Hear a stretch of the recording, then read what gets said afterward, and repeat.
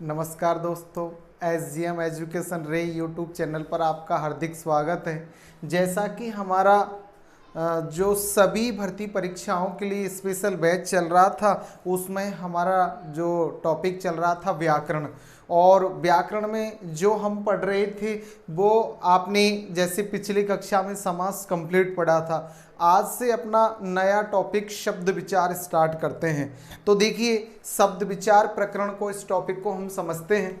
शब्दों के बारे में विद्वानों ने जो मत दिए हैं, देखो शब्द का मूल अर्थ ध्वनि होती है, यानी शब्द में क्या छुपी होती है? ध्वनि।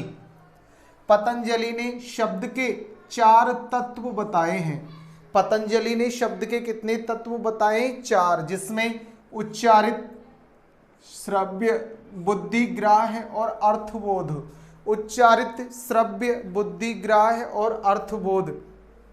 पतंजलि द्वारा शब्द के ये 4 तत्व बताए हैं। परिभाषा: निश्चित अर्थ को प्रकट करने वाले उच्चारित, श्रव्य, बुद्धिग्राह्य वर्ण शब्द कहलाता है। कोई ऐसा वर्ण है जो मुख से उच्चारित हो, जो सुनने में आए और जो बुद्धि से ग्रहण किया जाए, वही क्या कहलाता है? शब्द। अर्थात हम शब्द की एक साधारण सी परिभाषा लिख सकते हैं। अर्थ के स्तर पर भाषा की सबसे छोटी इकाई जिसका अर्थ प्रकट होता हो। मौखिक स्तर से भाषा की सबसे छोटी इकाई ध्वनि होती है। लिखित स्तर से भाषा की सबसे छोटी इकाई वर्ण होती है, लेकिन अर्थ के स्तर पर भाषा की सबसे छोटी इकाई शब्द होती है। अर्थ के स्तर पर भाषा की सबसे छोटी इकाई क्या है? शब्द, या वर्णों का सार्थक क्रम शब्द कहलाता है। वर्णों का ऐसा क्रम जो एक अर्थ प्रकट करता हो, वो शब्द कहलाता है। शब्द का स्वरूप वाक्य, उपवाक्य तथा पदबंध से छोटा होता है। अर्थात शब्द से ही वाक्य बनते हैं, उपवाक्य बनते हैं और पदबंध बनते हैं। यानी शब्द सबसे छोटा रूप है, इसी से वाक्य का, उपवाक्य का, पदबंध का निर्माण होता है। इस प्रकार हमने समझा कि भाषा की अर्थ के स्तर पर सबसे छोटी इकाई या वर्णों का सार्थक क्रम ही शब्द कहलाता है। अब आगे, प्रयोग के आधार पर शब्दों का वर्गीकरण। शब्दों को अलग अलग भागों में बांटा है, वर्गीकरण किया है। पहला वर्गीकरण है विकारी शब्द और दूसरा है अविकारी शब्द। प्रयोग के आधार पर शब्दों को 2 भागों में वर्गीकृत किया है। पहले शब्द तो विकारी है, दूसरे अविकारी। विकारी शब्द जिन शब्दों के रूप में लिंग, वचन, कारक, पुरुष, काल आदि के कारण परिवर्तन हो जाता है। ऐसे शब्द जो लिंग, वचन, कारक, पुरुष, काल आदि के कारण अपना रूप बदल लेते हैं, परिवर्तित हो जाते हैं, वे विकारी शब्द कहलाते हैं। अर्थात लिंग, वचन, कारक, पुरुष, काल आदि के कारण जिनका रूप बदलता हो, वो शब्द विकारी शब्द कहलाते हैं।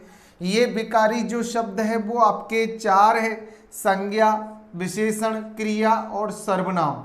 इसको याद करने के लिए ट्रिक है शविकृश, यानी कि स से संज्ञा, बी से विशेषण, क्रि से क्रिया और स से सर्वनाम।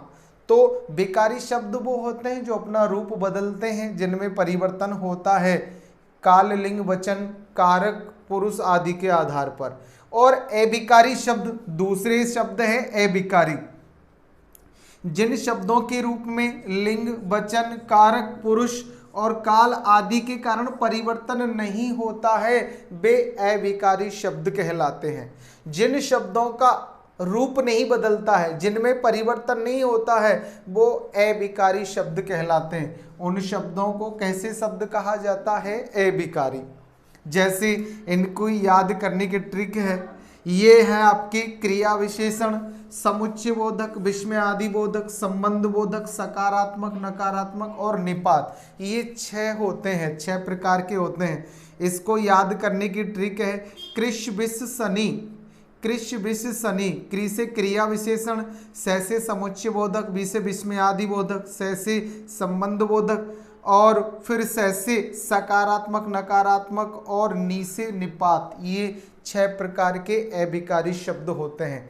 तो हमने देखा विकारी शब्द के 4 भेद होते हैं, संज्ञा, सर्वनाम, विशेषण, क्रिया। और अविकारी के 6 भेद होते हैं, क्रिया विशेषण, समुच्चय बोधक, विस्मयादि बोधक, संबंध बोधक, सकारात्मक, नकारात्मक और निपात। इस प्रकार प्रयोग के आधार पर शब्दों को 2 वर्गों में विभाजित किया है, विकारी शब्द और अविकारी। इनको हमने समझा। अब सबसे पहले हमारे विकारी शब्दों का पहला शब्द, विकारी शब्दों में पहला जो है वो है संज्ञा, उसे पढ़ते हैं। संज्ञा, संज्ञा शब्द है वो 2 शब्दों से मिलकर बना है, सम प्लस ज्ञा से संज्ञा बना है। संज्ञा शब्द का शाब्दिक अर्थ होता है नाम। किसी भी व्यक्ति, वस्तु, स्थान, भाव, गुण आदि के नाम को ही क्या कहते हैं? संज्ञा। तो संज्ञा का शाब्दिक अर्थ हो जाता है नाम। अब संज्ञा की परिभाषा, किसी प्राणी, वस्तु, स्थान, भाव आदि के नाम को संज्ञा कहते हैं। किसी भी प्राणी के, किसी भी वस्तु के, स्थान के, भाव आदि के नाम को ही क्या कहते हैं? संज्ञा। जैसे उदाहरण के तौर पर गीता, हिमालय, सेब, आम, प्रकाश, जयपुर, खटास, मिठास, क्रोध, गरीबी आदि आपके संज्ञा के ही उदाहरण हैं। देखें संज्ञा के भेद।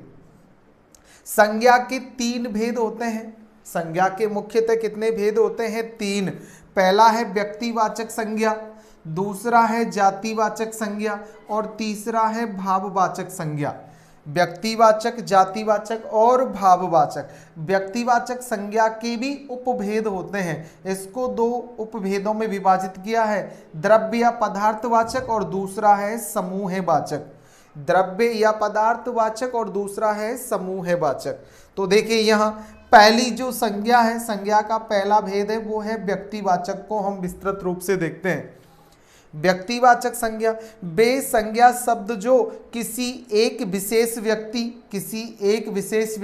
किसी वस्तु, जानवर या स्थान का बोध कराए। किसी विशेष व्यक्ति, विशेष वस्तु, विशेष जानवर या स्थान का बोध कराए, वे व्यक्तिवाचक संज्ञा शब्द कहलाते हैं। जो किसी एक विशेष व्यक्ति का, वस्तु का, जानवर या स्थान का बोध कराते हैं, वो व्यक्तिवाचक संज्ञा शब्द कहलाते हैं। जैसे उदाहरण के लिए यहाँ सभी व्यक्तियों के नाम आपके व्यक्तिवाचक संज्ञा के तहत आ जाते हैं। जैसे आपके यहाँ राम, श्याम, गीता, सीता आदि। तो जितने भी व्यक्तियों के नाम हैं, विश्व में जितने भी व्यक्ति है, स्त्री, पुरुष आदि, सभी का नाम किस में आ जाएगा? व्यक्तिवाचक संज्ञा में। दूसरा, स्थानों के नाम, जितने भी स्थान हैं, रामलीला मैदान, चांदनी चौक, नेहरू बाजार, जीटी आदि जो भी स्थान है, उन स्थानों के नाम भी सब किस में आ जाते हैं? व्यक्तिवाचक संज्ञा में। तीसरा, जानवरों के नाम, जितने भी जानवर हैं उनके नाम, जैसे गोरा गाय थी, नकुल नेवला था, चेतक घोड़ा था, ऐसे जानवरों के अगर नाम हैं तो वो भी आपके व्यक्तिवाचक संज्ञा के अंदर आते हैं। चौथा, शहरों के नाम, जितने भी शहर है, जयपुर, दिल्ली, आगरा, बॉम्बे आदि, ये सभी शहरों के नाम भी व्यक्तिवाचक संज्ञा के तहत ही आते हैं। फिर आपके धार्मिक ग्रंथों के नाम, रामायण, महाभारत, गीता है, बाइबल है, कुरान है आदि, ये सभी धार्मिक ग्रंथों के जो नाम है वो भी आपकी व्यक्तिवाचक संज्ञा में आते हैं। दिशाओं के नाम, पूर्व, पश्चिम, उत्तर, दक्षिण आदि दिशाएं, उनके नाम भी व्यक्तिवाचक संज्ञा में हैं। पर्वतों के नाम, अरावली, हिमालय, सतपुड़ा, विंध्याचल आदि जो पर्वत है उनके नाम भी आपके व्यक्तिवाचक संज्ञा के तहत ही आता है। अगला, देशों के नाम, विश्व में जितने भी देश हैं सभी के नाम आपके किसके अंदर आ जाते हैं? व्यक्तिवाचक संज्ञा के। जैसे भारत, पाकिस्तान, अमेरिका, चीन, जापान आदि सभी। इसके बाद नदियों के नाम, जितनी भी नदियां उनके जो नाम है वो सब व्यक्तिवाचक संज्ञा के तहत आते हैं। गंगा, यमुना, सरस्वती, कृष्णा, कावेरी आदि सभी नदियां। और त्योहारों के नाम, जितने भी त्योहार हैं उन सभी के नाम, जैसे कहा भी जाता है कि अपने यहाँ भारत में 7 बार और 9 त्योहार होते हैं। तो सभी जैसे होली, दिवाली, दशहरा आदि, जो रक्षाबंधन, जो त्योहार है, ईद आदि, इनके नाम भी व्यक्तिवाचक संज्ञा के तहत आते हैं।